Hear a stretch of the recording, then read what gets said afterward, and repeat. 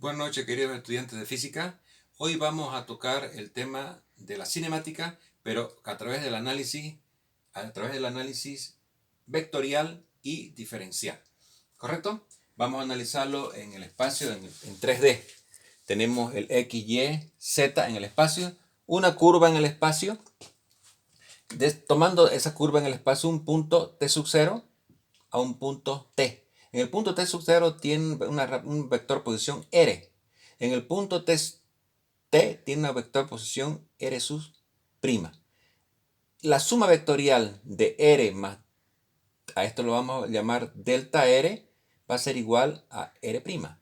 Entonces quiere decir R más delta R va a ser igual a R prima. Despejando delta R va a ser igual a R prima menos R. Si a eso le vamos a llamar delta R, ¿correcto? Si eso lo dividimos respecto al delta T, eso no es más que la velocidad media. Al aplicar límite a la velocidad media, límite para delta t tendiendo a 0, delta r sobre delta t, va a ser igual a la diferencial de r respecto a t.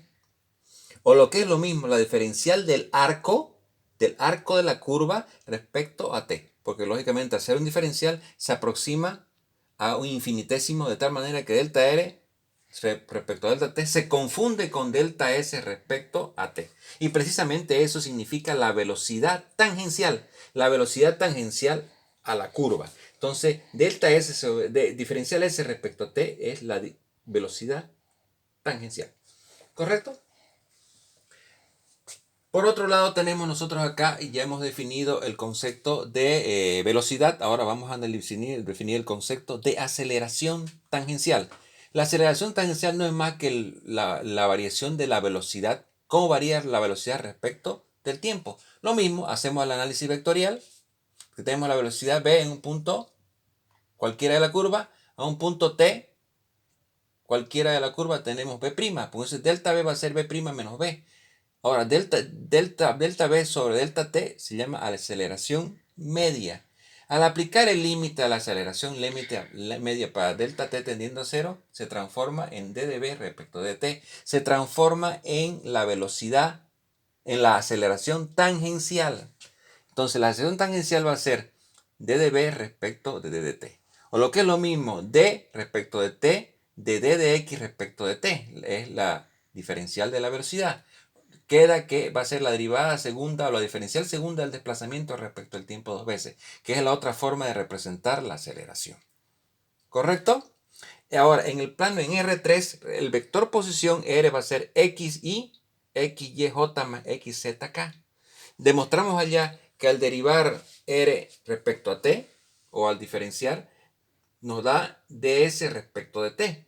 Entonces, cuando diferenciamos de s respecto de t, también tenemos que diferenciar sus componentes. En este caso, dx respecto de t, y dy respecto de t, j, y dz respecto de t, k.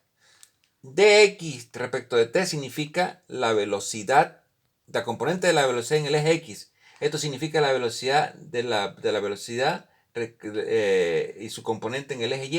Y esto significa la velocidad y su componente en el eje z.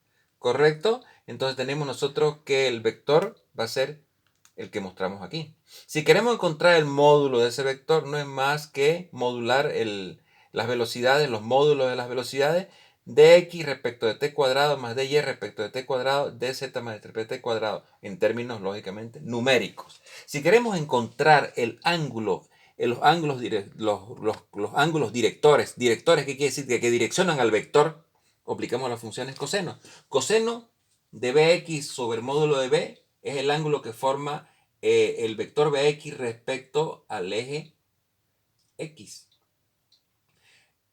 Coseno de beta va a ser by sobre el módulo de b, y coseno de teta va a ser igual a bz sobre el módulo de b. Con eso direccionamos al vector resultante. Sabemos la posición respecto a los tres ejes de referencia. ¿Correcto? Entonces tenemos acá nosotros que el vector final va a ser, velocidad va a ser b, va a ser bx y byj más bzk. Que esta bx significan las diferenciales dx respecto de t, dy respecto de t y dz respecto de t. Tal como está mostrado precisamente aquí. Ahora, al diferenciar la velocidad respecto al tiempo, encontramos la aceleración. Entonces, dbx respecto de t y dby respecto de tj, dbz respecto de tk. Son las aceleraciones, las componentes de las aceleraciones en los respectivos ejes, ax, ay, az.